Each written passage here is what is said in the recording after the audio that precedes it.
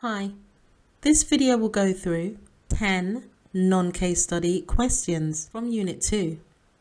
Non-case study questions are a key part of your written exam, so it is important to practice them. Our first question, and it is an identify question. Identify the key steps or stages for financial planning, 5 marks.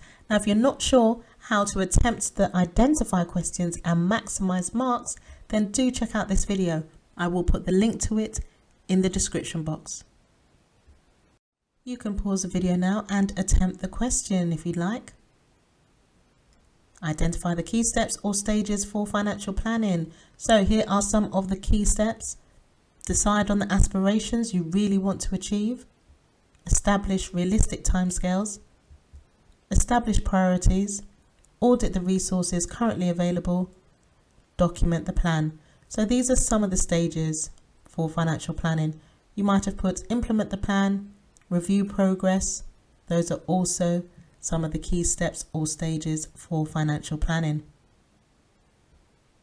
Our next question, identify 5 and only 5 features of savings accounts, 5 marks. So you can pause the video now and attempt the question. You may have got the interest rate or the payment, the introductory bonus or not, how much of the bonus and how long it's for, the fixed rate or the variable rate bonds, the instant access or notice account, cash or stocks and shares, that type of savings account. You might have got something else like the number of withdrawals that could be made, the method of operation, whether it's in a branch or if it's online account, or if it's via post, mobile or telephone type of savings, and the amount that is protected through the Financial Services Compensation Scheme, or any other relevant point, as long as there are 5. Our next question, identify 5 factors which can impact on a person's ability to afford things when making financial decisions, 5 marks. You can pause the video if you'd like. So some key points that you might have included: taxation, the available capital or funds, regular income, bonus, overtime or commission, whether they have a windfall, inheritance, or if they won the lottery. You might have got down other points such as essential expenditure, mandatory expenditure, discretionary expenditure, or even borrowing solutions. So these are some of the factors that can impact on a person's ability to afford things when making financial decisions.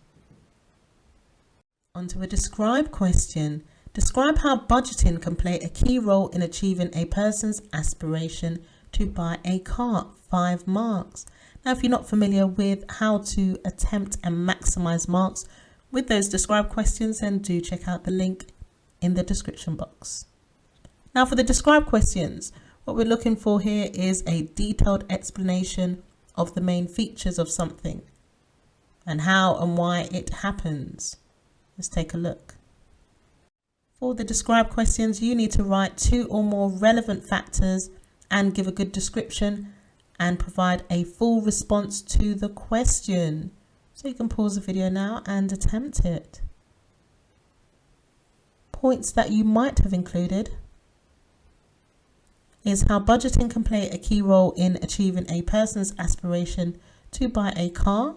Could be that budgeting can be important in helping a person to focus on what needs to be done in order to achieve a particular goal or aspiration. And you'd need to explain that in detail. You might have put, budgeting will avoid leaving things to chance, hoping for the best approaches. It also reduces last-minute spending, and it makes it less likely that individuals will get into debt. Another point that you might have put is that budgeting will put a person in better control of their finances by providing the necessary framework or discipline and helping a person to use their money wisely. Now, we do need to link it to buying a car. So one needs to consider also the cost of insurance, the cost of MOT, the cost of fuel, the the cost of the car, the need for a borrowing product such as a personal loan or a hire purchase contract. So the question's asking how budgeting can play a key role in achieving a person's aspiration to buy a car. So budgeting can assist. I don't get the question. Now you do need to link your answer to buying a car, because the question is not just asking describe how budgeting can play a key role in achieving a person's aspiration, but it also makes reference to buying a car. So in regards to buying a car, it could be the cost of the car, the cost of fuel, the cost of MOT, the cost of insurance, the need for a borrowing product such as a personal loan or a hire purchase contract in order to buy the car. So you do need to focus mainly on how budgeting can play a key role in achieving a person's aspiration, but you do need to also make reference to buying the car as well. So there should be 2 or more relevant factors there with a good description. Our next question, describe the key features of charges on borrowing, 5 marks. Now remember, for a describe question, you need to provide a detailed explanation of the main features of something and how and why something happens. So one of the features is interest rates, whether that's fixed, variable, and the factors affecting rates charged. So you'd need to give a detailed explanation of that. Late repayment charges. So if someone has a borrowing product and they haven't made the payments on time, they may be subject to late repayment charges. Risks associated with main borrowing types, such as it could affect the credit score, and if people want to borrow in the future, it could inhibit that. Overdraft, interest and fees, especially the difference between authorised and non-authorised. So for the describe question, choose 2 or more relevant factors with a good description and give a full response to the question. Just a reminder to like, share and subscribe, as I do post regularly. Our next question is a describe question. Describe how a decision to save can be affected by internal factors. Now, if you recall what the internal factors are: values, beliefs, attitudes, preferences, and perceptions. So for a describe question, you need to choose 2 or more relevant factors and offer a good description that provides a full response to the question. You might have wanted to include values. They are general feelings or beliefs about desirable behavior and goals. Values help people to plan their finances and to decide between different alternatives, such as living for today and spending all their money each week, or planning for a long-term future and saving money towards a goal. You might have wanted to include perceptions. People's perceptions represent their understanding of the world around them, not just their physical surroundings, but also their social environment. Perceptions affects the way people feel about the products with which they are surrounded, the financial products that could help them to buy these products, and the banks and other financial institutions that provide these financial services. Beliefs. Beliefs can influence the way that people see financial services and the firms that provide them. Since the 2008 financial crisis, banks have had a poor reputation. Some individuals might believe that banks will crash again, and this would make them wary of saving their money in a bank account, as they may feel there will be another crash.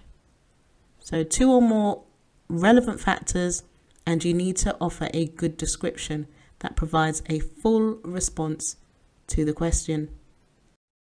Analyze the potential conflict between customers, employees or providers, and the providers themselves in the provision of financial services.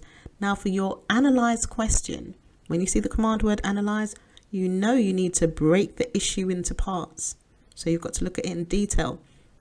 You've got to look at arguments for and against, and a conclusion is not required. Here are some points that you might have wanted to include in your answer to this question. For customers, they want good service.